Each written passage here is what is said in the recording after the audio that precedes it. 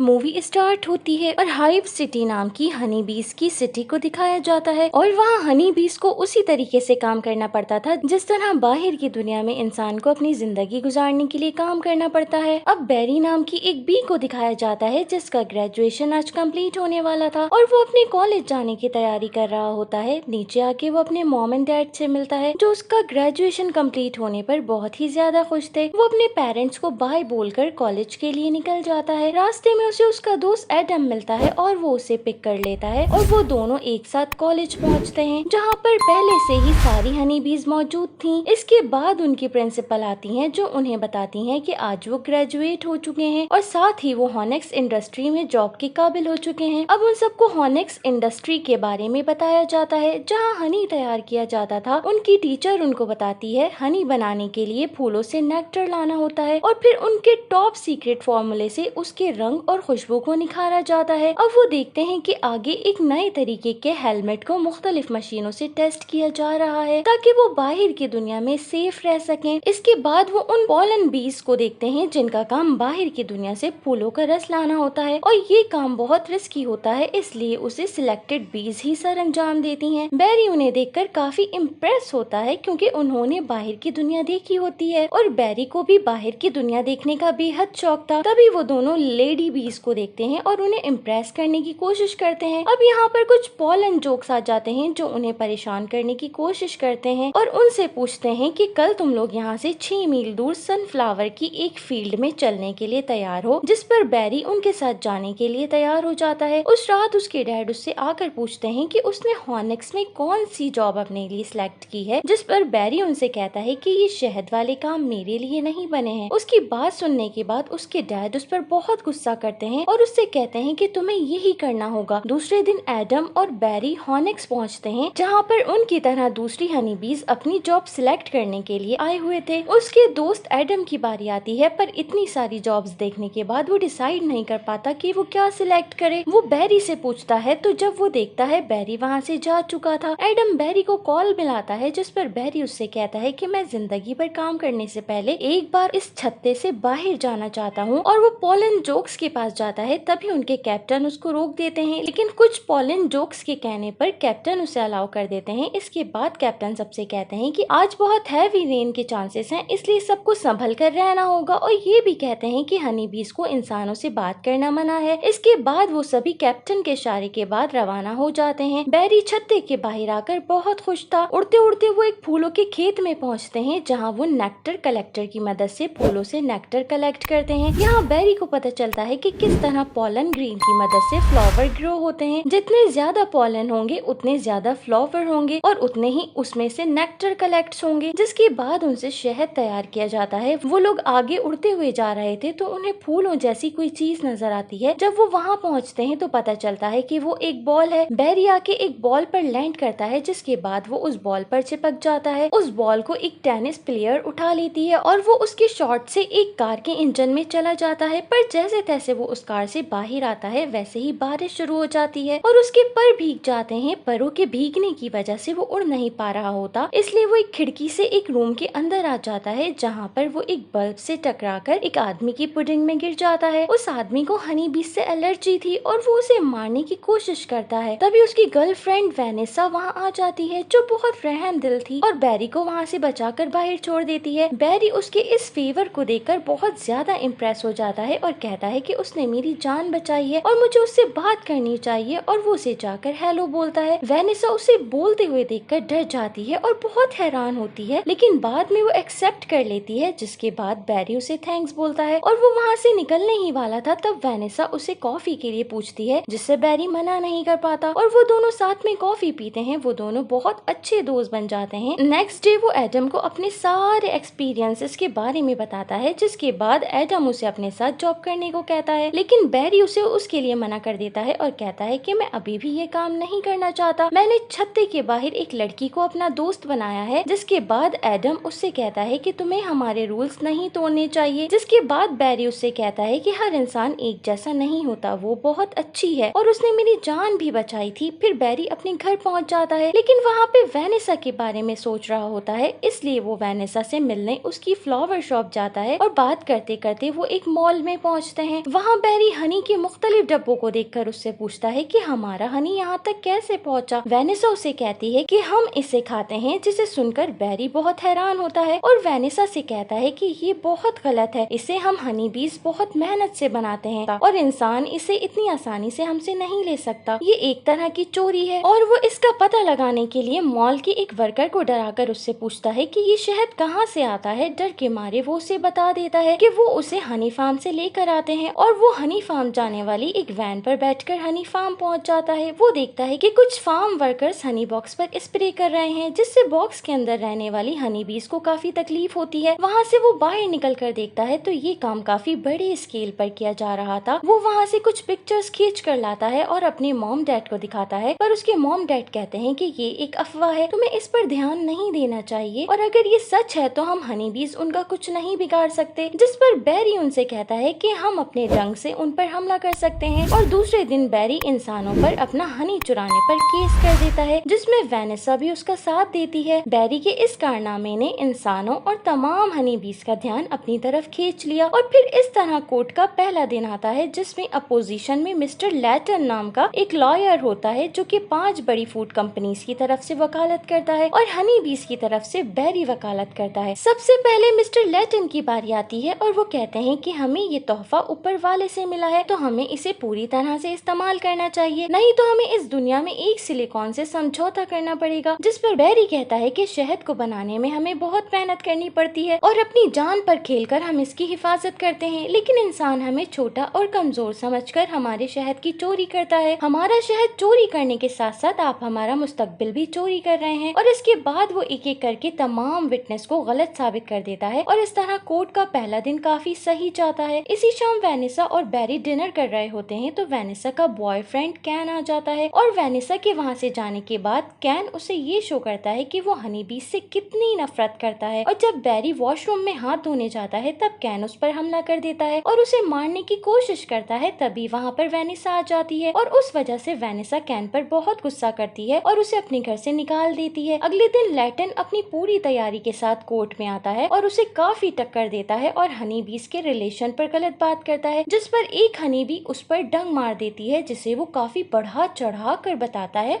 और अपने आप को मक्खियों के विक्टिम के तौर पर दिखाता है। डंक मारने की वजह से एडम की लाइफ खतरे में आ जाती है, क्योंकि एडम ने ही उसको डंक मारा था, लेकिन हॉस्पिटल में ट्रीटमेंट के बाद वो काफी बेहतर हो जाता है। तीसरे दिन बैरी हनी बीज पर इंसानों की तरफ से होने वाले जुल्म के बारे में ज्यूरी को बता रहा था और इंसानों की तरफ से उन पर होने वाले टॉर्चर को खत्म करने की दरखास्त करता है और उसी के साथ फाइनली बैरी अपना केस जीत जाता है। जाते हुए लैटन उससे कहता है कि वो नेचर के बनाए हुए उसूलों के साथ खेल रहा है। अगले दिन तमाम हनी फार्म्स को बंद कर दिया जाता है और तमाम हनी बीज को आजाद कर दिया जाता है और साथ में उन चीजों को भी बैन कर दिया जाता है जिसमें हनी एज अ इंग्रेडिएंट के तौर पर यूज होता है। और इसके बाद हॉनिक्स इंडस्ट्री भी शहद बनाना बंद कर देती है और तमाम हनी बीज आराम करने लगती हैं, जिसकी वजह से आहिस्ता आहिस्ता दुनिया के तमाम पेड़ पौधे सूख जाते हैं। वेनिसा को भी अपनी फ्लावर शॉप बंद करनी पड़ती है क्योंकि तमाम फूल पौधे सूख चुके थे। एडम कहता है कि शहद है ही ऐसी चीज जो इंसानों को अपनी तरफ अट्रैक्ट करती है और हनी का काम बंद होने की वजह से वो बिल्कुल भी खुश नहीं था। बैरी ये बात वेनिसा को बताता है और कहता है कि तमाम हनी बीज पता नहीं क्यों खुश नहीं है। जितना हमारे पास शहद है उससे बाकी की जिंदगी बहुत आसानी से गुजर सकती है। इसके बाद वेनिसा बैरी को बाहर की दुनिया दिखाती है जहाँ पर सारे पेड़ पौधे सूख चुके थे। वेनिसा उससे कहती है कि शहद ना बनाने की वजह से पूरे सिस्टम पर बहुत इफेक्ट पड़ा है, जिस पर बैरी कहता है कि मुझे इस बात का बिल्कुल भी अंदाजा नहीं था कि बात इतनी बिगड़ जाएगी। इसके बाद वेनिसा वहाँ से चली जाती है। वेनिसा उसे बताती है कि वो कैलिफोर्निया में होने वाली आखिरी फूलों की परेड में जा रही है और ये आखिरी मौका है जिसमें मैं फूलों को देख पाऊंगी। बैरी उससे कहता है कि अगर तुम वहाँ पर जा रही हो तो फूलों में पॉलन्स होते हैं, तो वहाँ से फूल लेकर आ जाना, जिसके बाद तमाम हनी बीज उसे रीपॉलिनेट कर देंगी। ये बात सुनकर वेनिसा बहुत खुश हो जाती है, जिसके बाद वो दोनों वहाँ चले जाते हैं और वहाँ पर एक फ्लोट चोरी करके प्लेन में लोड कर देते हैं। पायलट अनाउंस कर देता है कि मौसम की खराबी की वजह से हम थोड़ी देर में पहुँचेंगे। अब वो दोनों थोड़ा परेशान हो जाते हैं कि ये फूल तो पहले जा चुके थे और बिना पानी के तो ये मुरझा जाएंगे। इसीलिए बैरी पायलट से बात करने के लिए जाता है, पर वो दोनों उसे देखकर घबरा जाते हैं, जिसके बाद एक पायलट उस पर अटैक करने की कोशिश करता है, लेकिन उल्टा वो दोनों ही बेहोश हो जाते हैं। इसके बाद बैरी वेनिसा को उसके बारे में बताता बताता है और वेनेसा कंट्रोल रूम टावर पे कॉल लगा के इस बारे में बताती है और फिर ये न्यूज हाई अलर्ट हो जाती है, जिसके बाद बड़ी तादाद में हनी बीस उनकी मदद के लिए निकल पड़ती हैं और वो प्लेन को सपोर्ट करके सेफली एयरपोर्ट पर लैंड करवा देती हैं। जिसके बाद बैरी तमाम हनी बीस को बताता है कि रनवे पर बिखरे हुए पॉलन्स आखिरी फूलों की नुमाइश के आखिरी पॉलन्स है, जिसे हम हनी बीस पॉलिनेट करके शहद बनाते हैं और शहद बनाने का काम सिर्फ हनी बीस ही करती हैं और फूलों को पॉलिनेट करती हैं, जिससे फूलों की ग्रोथ होती है। तो हमें अपना काम शुरू कर देना चाहिए, जिससे तमाम हनी बीस बहुत ज्यादा खुश होते हैं और उसे नए पॉलन डॉग्स का मेंबर बना देते हैं। जिसके बाद तमाम हनी बीस मिलकर पॉलिनेशन का काम जोरों शोर से शुरू कर देते हैं